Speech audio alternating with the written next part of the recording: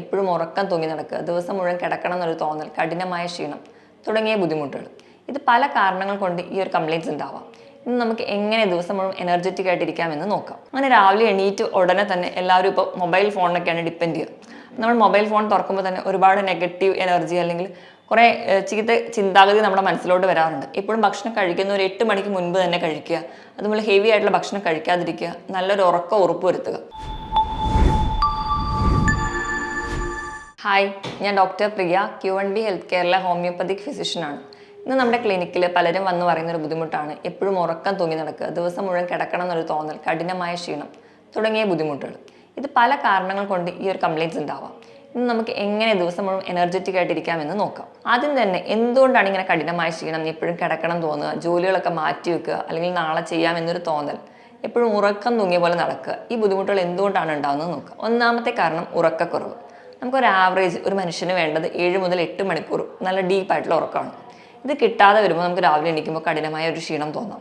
അല്ലെങ്കിൽ ചിലർക്കൊക്കെ ആണെങ്കിൽ അമിതവണ്ണം അല്ലെങ്കിൽ പൊണ്ണത്തടിയൊക്കെ ഉണ്ടെങ്കിൽ നമ്മുടെ കഴുത്തിലെ മസിലൊക്കെ നമ്മൾ കിടക്കുമ്പോൾ റിലാക്സ് ചെയ്യും. അപ്പോൾ നമുക്ക് ശ്വാസം എടുക്കുന്നതിൽ ചെറിയ ബുദ്ധിമുട്ടുകളോ അല്ലെങ്കിൽ നമ്മുടെ ആ ഒരു റെസ്പിറേഷന് വേണ്ടി ചെറിയ ഒരു തടസ്സം അനുഭവപ്പെടാം. ഇങ്ങനെ വരുന്നതിൻ്റെ ഭാഗമായിട്ട് നമുക്ക് കൂർക്കം വലി ഉണ്ടാവാം, അല്ലെങ്കിൽ ഉറക്കത്തിലിടയ്ക്കിടയ്ക്ക് ഞെട്ടി എണീക്കുക, കാരണം ശ്വാസം കിട്ടാത്ത പോലെ തോന്നുക. ഈ ഒരു കണ്ടീഷനെ നമ്മൾ ഒബ്സ്ട്രക്റ്റീവ് സ്ലീപ്പ് ആപ്നിയ എന്ന് പറയും. ഈ ഒരു ബുദ്ധിമുട്ടുള്ളവർക്കാണെങ്കിലും കണ്ടിന്യൂസ് ആയിട്ട് ഉറക്കം കിട്ടാതെ വരിക, അല്ലെങ്കിൽ മാനസികമായിട്ടോ ശാരീരികമായിട്ടോ എന്തെങ്കിലും ബുദ്ധിമുട്ടുള്ളവർക്കും ഉറക്കം നല്ലപോലെ കിട്ടാതിരിക്കും. ഈ ഒരു കാരണം കൊണ്ട് തന്നെ നമുക്ക് ദിവസം മുഴുവൻ ആ ഒരു ഉറക്കം കിട്ടാത്തതിൻ്റെതായ ബുദ്ധിമുട്ടുകൾ കാണാറുണ്ട്. തൈറോയിഡ് പോലെയുള്ള ബുദ്ധിമുട്ടുകളുള്ളവർക്കും കഠിനമായ ഒരു ക്ഷീണവും, എപ്പോഴും കിടക്കണം, ഒരു അലസത തോന്നാറുണ്ട്. നമുക്ക് ശരീരത്തിന് ആവശ്യമായിട്ടുള്ള പോഷകങ്ങളായ അയൺ കിട്ടാതെ വരികയാണെങ്കിൽ പ്രധാനമായും സ്ത്രീകളിൽ ഈ ബുദ്ധിമുട്ടാണ് കാണുന്നത്. ഇതുള്ളവർക്കും കഠിനമായ ക്ഷീണം തോന്നാറുണ്ട്. അതുപോലെ നമ്മൾ പ്രഭാത ഭക്ഷണം സ്കിപ്പ് ചെയ്യുക, പല കാരണങ്ങൾ കൊണ്ട്, സമയമില്ലാത്തതിൻ്റെ പേരിലോ അല്ലെങ്കിൽ വണ്ണം കുറയ്ക്കാൻ വേണ്ടിയിട്ടൊക്കെ പലരും പ്രഭാത ഭക്ഷണം സ്കിപ്പ് ചെയ്യാറുണ്ട്.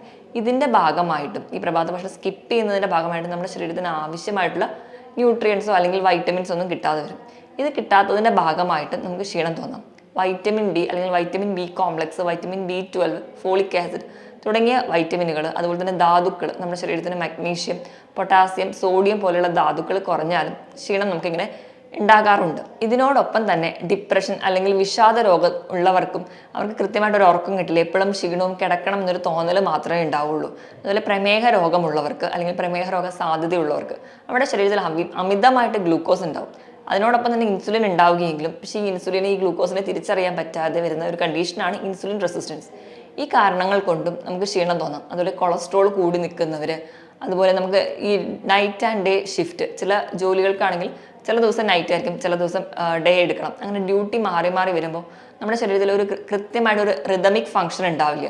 നമ്മുടെ ഉറക്കം അല്ലെങ്കിൽ നമ്മൾ ബാത്റൂമിൽ പോകുന്ന ഈ വക ഫങ്ഷൻസ് ഒക്കെ നമ്മുടെ ശരീരം മെലറ്റോണിൻ എന്ന് പറയുന്ന ഒരു ഹോർമോൺ വഴി ഒരു കൃത്യമായ ഒരു റിതത്തിലാണ് പോകുന്നത്.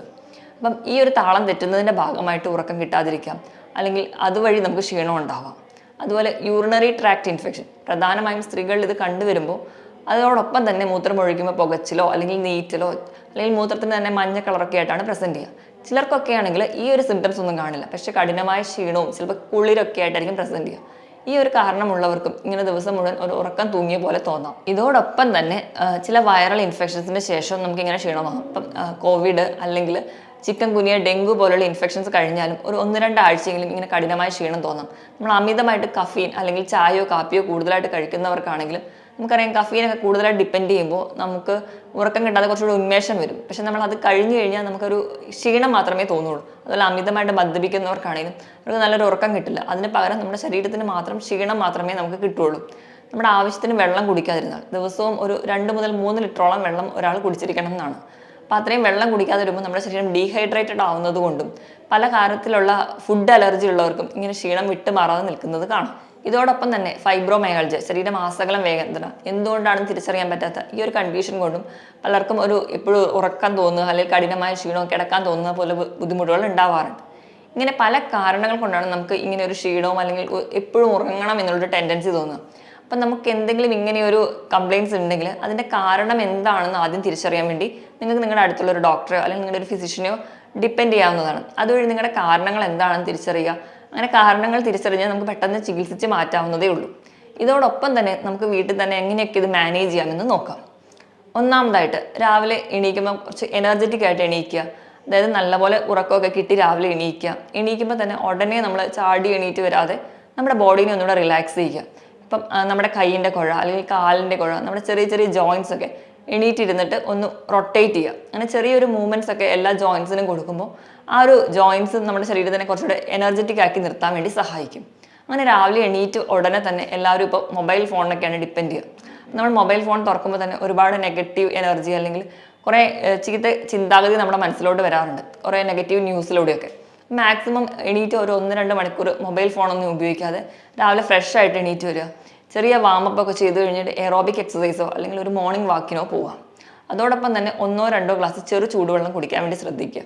അങ്ങനെ കുടിക്കുന്നത് വഴിയും അതുപോലെ തന്നെ രാവിലെ നമ്മൾ എക്സസൈസുകൾ ചെയ്യുന്നത് വഴിയും ഇളം വെയിൽ കൊള്ളുന്നത് വഴി നമുക്ക് ആവശ്യത്തിനുള്ള വൈറ്റമിൻ ഡി കിട്ടുകയും നമ്മുടെ ഒരു ആരോഗ്യത്തിന് നമുക്ക് വളരെയധികം സഹായിക്കുകയും ചെയ്യും. ഇതോടൊപ്പം തന്നെ രാവിലത്തെ പ്രഭാത ഭക്ഷണം നമ്മൾ എണീറ്റ് 1-2 മണിക്കൂറിനുള്ളിൽ തന്നെ കഴിക്കുക എന്ന് ഉറപ്പുവരുത്തുക. പ്രോട്ടീൻസും അതുപോലെ നല്ല കൊഴുപ്പ്, അതുപോലെ നമുക്ക് അന്നജമടങ്ങിയ ഭക്ഷണങ്ങൾ, പച്ചക്കറികൾ, ഫ്രൂട്ട്സ് ഒക്കെ തുല്യ അളവിലെടുത്ത് കഴിക്കാൻ വേണ്ടി ശ്രദ്ധിക്കുക. ധാരാളം omega-3 ഫാറ്റി ആസിഡ്സ് അടങ്ങിയിട്ടുള്ള നട്ട്സ്, ചെറിയ മത്സ്യങ്ങൾ, മീനെണ്ണ ഗുളികകൾ, ഇതൊക്കെ നമ്മൾ കഴിക്കുന്നത് കുറച്ചുകൂടി നമുക്കൊരു ഹെൽത്തി ആയിട്ടിരിക്കാൻ നമ്മളെ സഹായിക്കും. അതോടൊപ്പം തന്നെ ദിവസവും 2 മുതൽ 3 ലിറ്ററോളം വെള്ളം കുടിക്കുക. അതുപോലെ നമുക്ക് കിടക്കുന്നതിന് മുൻപ് നമ്മൾ എപ്പോഴും ഹെവി ആയിട്ടുള്ളൊരു ഭക്ഷണം കഴിക്കാതെ നമ്മുടെ വിശപ്പിനനുസരിച്ച് കുറച്ച് മാത്രം കഴിക്കുക. എപ്പോഴും ഭക്ഷണം കഴിക്കുന്ന ഒരു 8 മണിക്ക് മുൻപ് തന്നെ കഴിക്കുക. അതുപോലെ ഹെവി ആയിട്ടുള്ള ഭക്ഷണം കഴിക്കാതിരിക്കുക. നല്ലൊരു ഉറക്കം ഉറപ്പുവരുത്തുക. ഇങ്ങനെയൊക്കെ ചെയ്താൽ തന്നെ നമുക്ക് കുറച്ചുകൂടെ ഒരു ദിവസം മുഴുവൻ എനർജറ്റിക് ആയിട്ട് ഇരിക്കാൻ വേണ്ടി സഹായിക്കും. മറ്റൊരു ഹെൽത്ത് ടോപ്പിക്കുമായിട്ട് വീണ്ടും കാണുന്നത് വരെ നന്ദി.